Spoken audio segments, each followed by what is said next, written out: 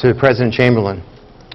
Fast forward about 12 years, in 2001, he called and asked me to join the President's Advisory Board.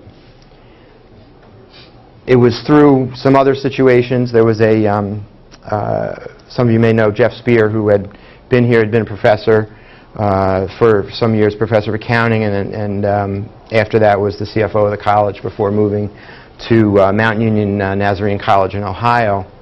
But it was through Jeff, through that connection, that Dan had called and asked. And to me, all those years of saying, I missed those opportunities to spend time with him, it's almost like you got a second chance. And now I had the opportunity to get back, to get sort of reunited with the college in that way. I got to serve, and I still do serve on the advisory board. In fact, we're meeting tomorrow and Friday. I think, as we traced it back, I'm the only second-generation member. My father had been a member in the 80s and early 90s and had been the chair of the board as well. And to me, the benefit of being part of that now, besides the things I mentioned already that I missed out on in terms of that leadership opportunity to discuss, but being able to continue to build relationships with the president, with the faculty, with the administration, with students. Some folks on the board now are classmates of mine. When Bob was on the board several years ago, we got to reconnect after I don't know how many years. And it's not like we were buddy-buddy in college, but Houghton really has a way of bringing people together well after and just strengthening relationships because of the common bond that we have. So we get to provide the president with advice and counsel from our walks of life, and the benefit for us too is that we get to hear what's going on in all the other board members' lives as well. I want to talk about mentoring here. Anybody ever gone through any kind of mentoring or training like that? Where was that? Somewhere before, actually. Okay. I traveled around with the president of the New York Ferries Association learning how to shoot horses. Okay. All right. So, great opportunities, lousy opportunities. What do you think? Overall, they were worthwhile. You're glad they came along. Mentoring opportunities are really, really great, and I've been able to benefit and being on both sides of them. And first, I want to talk about me as a mentor. I was asked to be a mentor for an in-house training program at the Fed. And I was a little reluctant at first, and I let the whole thing go by and the deadline pass to sign up. And then what happened was they had so many people that wanted to be mentored, and they didn't have enough mentors. So they asked me if I could come in and help out. So I helped out for 1 year, the next. So for 4 years, I was part of this mentoring team. And what I would do is I'd sit down with people and just basically figure out, what do you want to do? Where do you see yourself in the future? What skills do you have that you want to use? And a funny thing happened. And you can call this a success or a failure, I don't know. But all 4 of those people that I mentored left the bank. So in some ways that was a failure, right? Because here I'm supposed to mentor these people to be future leaders of the bank. But I looked at it as a success, because what the mentoring program was intended to do was to have people sort of reassess their careers. And if this wasn't the place for them to be, then they would move on and try to find what that place is. One of them ended up going to teach Italian in a high school, completely out of the banking world. But that was her passion. She was Italian. She had a very thick accent, and that was just her passion. And I said, well, if that's your passion, go find an opportunity to do it. And she did. I think my managers see that as success rather than a failure. Rather than, I'm not. I certainly didn't go into the program saying, all right, well, we're going to have some people leaving as a result of this. But what it does is it gives people the opportunity to rethink and say, what do you want to do in your career? Don't get stuck in a place where you don't want to be. On the other side of that, I was, in 2009, I was privileged to be part of an executive coaching program where I was mentored. We had a consultant who came up from Atlanta, Georgia once a month, spent 45 minutes with us individually, which inevitably turned into an hour or more. And then we met as a group of 7 of us for about 2 or 3 hours a day. And we did this monthly. What I got out of that was exactly what I was supposed to impart in the others in the mentoring program, and that was, what do I want to do? You know, he challenged me. Gary challenged me. What do you want to do, Brian, with your career? And where do you see yourself going? What's your next step? And I needed that. And he's the kind of person that can see through me and see through the answers that I give and say, no, you know, that's really not it. I know there's more to it than that. You've got to dig deeper and share more than that and what's going on. I still see him. He still comes up to the bank once a month. I run into him, and you know, hi, how you doing, Gary? Turns into a 20-minute conversation every time, and it's great to have that continual relationship. And I would encourage you even now that if you see that there's someone, and it may be a professor, it may be somebody from the administration, and I'm going to, you know, I'll just go out on a limb here and just say, wouldn't it be great if Houghton would have some kind of mentoring program? And maybe there is, and I don't know about it, but you know, wouldn't it be great to have people in the administration and the faculty that could mentor students that are outside of their field of discipline? So there's no, you know, concern about, oh, my professor can't know that I don't know that kind of a thing. That's how we do the program at the bank. It's outside of the chain of command. So the managers, you know, they get briefed on what's going on, but the managers are not mentoring someone who reports to them. And it really works out very well that way. Let me talk a little bit more about some other things at the Fed, because I think that that's part of what I'm supposed to do here, and I'm trying to weave in some other life stories as well. The first two I'm going to call the "be careful what you wish for" opportunities. Did anybody ever get in a situation where they kind of wish for something and they voice that, and next thing you know, they're leading it? Anybody ever do that? You ever get in a group setting and you're doing a group assignment and you say, well, yeah, all right, I can do the research on this section, and then pretty soon you get that section plus a few other things, and then now you're the coordinator for the team. Well, that happened with Y2K, and Ken mentioned already that I had done that work, but it also happened somewhat around the same time with another piece of banking legislation that came out, which really reshaped banking at that time, and that was what's called the Gramm-Leach-Bliley Act. It broke down some walls between commercial banking and commercial investments, where, you know, banks couldn't invest in the stock of, let's say, a company. So, for example, J.P. Morgan Chase couldn't own IBM stock because there was a restriction on that. So there's a slight change in how that works now.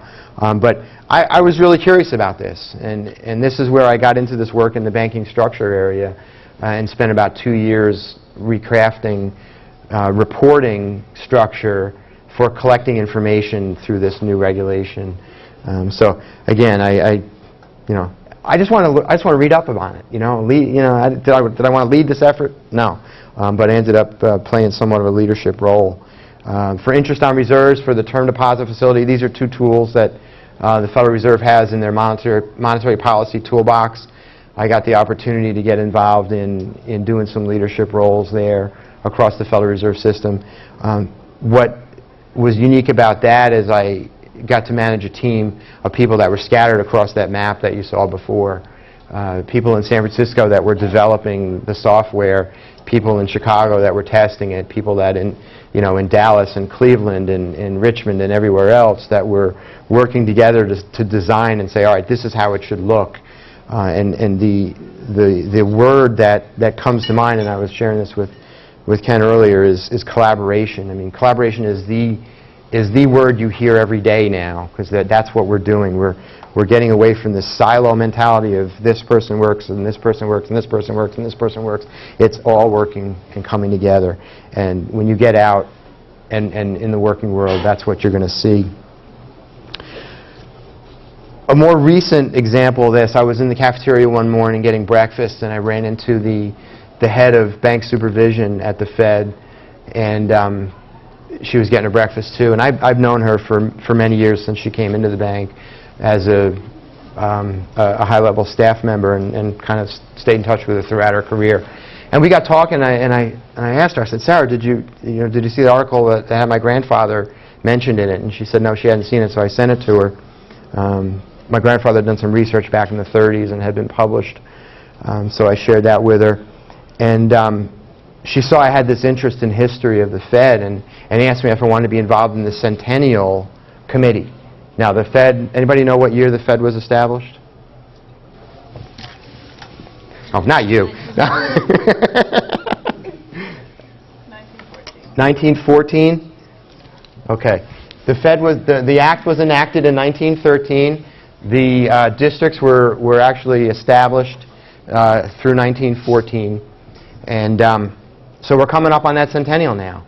And I said to Sarah, I said, that'd be great. So she passed my name up to the first vice president, who went to this person. And now I get to lead an effort on looking at descendants within the Federal Reserve. So doing some research on where have we had relationships going back to fathers and grandfathers and mothers and grandmothers that have worked. And this is from the perspective of the current staff and the recent retirees, and looking back in time. I think it's a fascinating opportunity for me to sort of dig back into my own, not only my own history, and try to learn some more about what my grandfather did there, but also to see where there's other relationships going back and people may not even know. So it gives us an opportunity to look back into that. This all happened in about a 2-minute conversation with, again, just waiting for my eggs to get cooked. You don't know when opportunities are going to come up. You guys are familiar, you talk about the elevator speech. Anybody know what the elevator speech is? No? Quick summary of yourself, basically. So it's a quick summary that you're going to share with Another person. with somebody else when you're in an elevator, right? So how long is an elevator ride? Let's just say it's 30 seconds to a minute, depending on how tall the building is. In a situation like that, you know, even if I stand in elevators every day, and what do? Ding, ding, looking at the numbers, look up. We're down there, we're looking at our BlackBerries, whatever. Are we taking the opportunity to even say hello to the person next to us and talk to them and maybe connecting with them? All kinds of places we can do this. Community. Let me talk about my community. I live in Westwood, New Jersey. I grew up in Hillsdale, New Jersey, which is a neighboring town. Aside from living in Chenawanna for 1 year, Waldorf House for 3 years. Did they condemn Waldorf House? Dan's shaking his head like, no, I don't want to know. What? No, we're working on it. Good. Now, we're working on the alumni house thing. Yes. Excellent. Aside from living in those two places, I've lived within a 2-mile radius. So I haven't moved a whole lot. So to me, community is really important because I've been entrenched in the community for a long time. I've lived in Westwood since we were married 18 years ago. Did I say 18? Yeah, that's right. So what I've done for the last 8 years is I've been a volunteer coach in the town. Basketball, baseball, and soccer. Basically in the recreation program, a little bit in the travel program for basketball. And, you know, what an opportunity for me it's been. I wasn't a great basketball player. I never played basketball past 9th grade. I never played soccer. I learned what soccer was when I got to high school when my best friend was the goalie and would tell me how he would lay down on the ground and they'd kick balls at his stomach to try to toughen him up. I was like, really? They do that? What's soccer? I was really ignorant about soccer. I mean, it wasn't big in northern New Jersey where I grew up. It's like lacrosse in some areas where it's just kind of up and coming now, but yet in other places it's played, you know, a lot. So to me, it's my opportunity to build into the lives of children, to try to build some discipline, some structure, some skills. They're going to take their skills and they're going to move on to a coach that's gone up to a higher level than I have, and that's great. I'm not there to sort of lead them up through their whole, you know, career until they make it to the NBA or the MLB and become a Yankee or a Knick. But what I love to see is the way that they improve from year over year, and that's kind of what keeps me going with it. Is, you know, taking kids that were in kindergarten and 1st grade, and then coaching them up in 3rd and 4th grade, and seeing the improvement that they've had, and being able to again see that as an opportunity gain for me in getting involved in the community. My home church, we go to Pascack Bible Church in Hillsdale, New Jersey. And who's from Jersey here? I know we got a couple of people here. There's no cheers and nothing. It's just, yeah, I'm from Jersey. Yeah, okay. So I've been at the church since 1979, since I was in junior high, and in the youth group in the 80s, we were kind of getting into this mode of getting sort of in the worship mode. We had 6 or 7 people that got up there and played guitar, and you know, words were up on the screen. They weren't through a projector. We weren't using Media Shout because, you know, that hadn't been invented yet. It was transparencies on a board, you know. And everybody played guitar, and I wanted to play something, so I started playing bass. I started playing bass guitar, and I thought it was just, you know, let me just do this because nobody else is doing it. I came up here. I played Houghton Jazz Band for my freshman year. A lot of fun. Professor O'Neill. O'Neill, was that his name? What was his name? McNeil. I really enjoyed being in the jazz band. Then I put it down for a bunch of years. And then in the church, one of the people there, the worship leader at the time, said, "Hey, Brian, I hear you play bass. Can you come along and play?" I said, "Nah, I'm not ready. I don't want to get up in front of people and play. I'm just not good enough." So about a year later, I finally did, and I finally got up. And now, that after taking advantage of that opportunity, I'm involved in a worship ministry with 20 different people, singers, musicians, board operators, PowerPoint operators, whatever you want to call it. And I got a unique opportunity to do some recording this year, which I never thought I'd ever do. One of the guys came to the church about 2 or 3 years ago, and he likes to take worship teams that are in a church and bring them together and record a CD. So I've done some work with him already and look forward to doing some more work with him. So hey, you know, if I never picked up that bass back in high school and just said, too many people playing guitar, let somebody else do it, being able to do these other things and being able to serve the Lord in a ministry just would not have been there.